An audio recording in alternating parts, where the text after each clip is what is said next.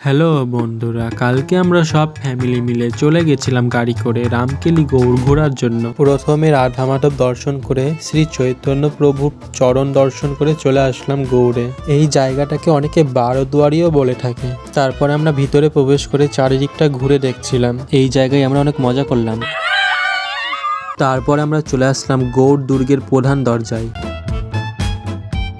এখানে আমি স্যান্ডউইচ, বেগুনি আর বনকুল মাখা খেয়ে নিয়েছিলাম। তারপরে চলে আসলাম ফিরোজ মিনারে, এটি 84 ফুট উঁচু। তারপরে আমরা সব ফ্যামিলি মিলে টিফিন করে নিচ্ছিলাম, পাউরুটি, কলা, স্যান্ডউইচ। রাস্তায় যেতে গিয়ে দেখি অনেক বছর পুরনো বিশাল বড় এক প্রাচীর। তারপরে আমরা সবাই মিলে চলে গেছিলাম জঙ্গল পার করে জাহাজ ঘাটে।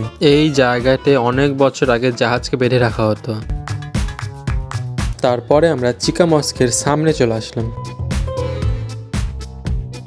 তারপরে আমি ভিতরে প্রবেশ করে দেখলাম উপরটা সম্পূর্ণ গোল হয়ে আছে। তারপরে এই বিল্ডিং এর সামনে এসে দেখি বিল্ডিং এর ভিতরে আগেকার যুগে নানা জিনিস সংগ্রহ করে রাখা আছে। এই জায়গায় একটা পাথর দেখলাম, খুব সুন্দর ডিজাইন করে রাখা আছে। তারপরে আমরা গৌড় সম্পূর্ণ ঘুরে বাড়ি ফিরে এলাম।